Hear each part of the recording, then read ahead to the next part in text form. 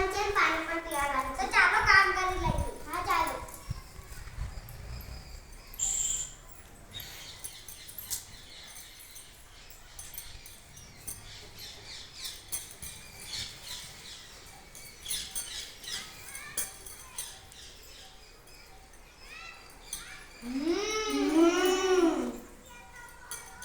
ચાલો ચાલો હવે ગોપી આવે છે, આપણે બધાને પકડી લઈશું. હા ચાલો ચાલો. અરે કિંજલ, અરે દેવા, અરે કાજલ લઈ આવો. શું થયું? આપણે મથુરામાં માખણ વેચવા નતું જવાનું? હા જવાનું છે. ચાલો તો. હા ચાલો. અરે મારું માખણ પણ નથી. મારું માખણ પણ નથી. મારું માખણ પણ નથી. નક્કી આ કનૈયાએ જ ખાધું હશે. હા હા કનૈયાએ જ ખાધું. ચલો યશોદા માતાની ફરિયાદ કરવા જઈએ. હા ચાલો.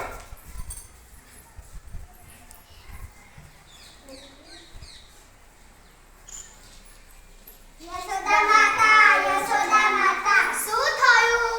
તમારા કનૈયાએ કાંકરા મારીને અમારી મટકી ફોડી નાખી. એટલું જ નહીં, ઘરે સિક્કામાં રાખેલ દહીં અને માખણ પણ ખાઈ ગયો. હું કેવી રીતે માનું?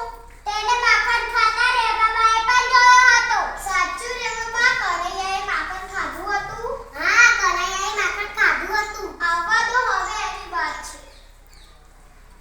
અરે કનૈયા, ઓ કનૈયા. હા અહીંયા. અહીંયા આવ.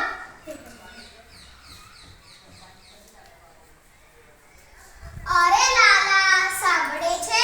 તારી રોજની ફરિયાદોથી તો હું કંટાળી ગઈ છું હવે. અરે મારી માડી, ફરીથી ફરિયાદ આવી.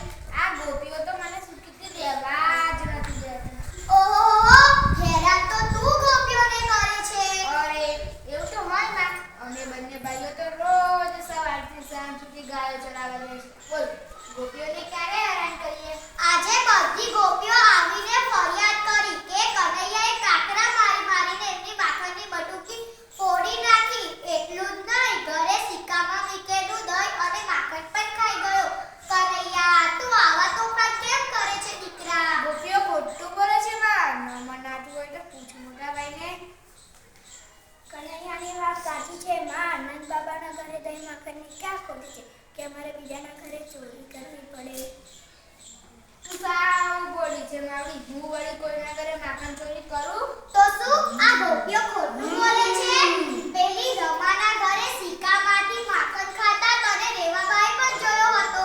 બોલ, આ વાત સાચી કે ખોટી? અડધી સાચી ને અડધી ખોટી. સિક્કામાંથી મેં માખણ તો લીધું હતું, પણ એ તો રમા માસીના દીકરાને જ ખવડાવતો હતો. એ સિક્કા સુધી પહોંચી ના શક્યો. તેને અમે બધા તેને મદદ કરી. નમના મોટા ભાઈને. કાંકરાની વાત સાચી છે માં.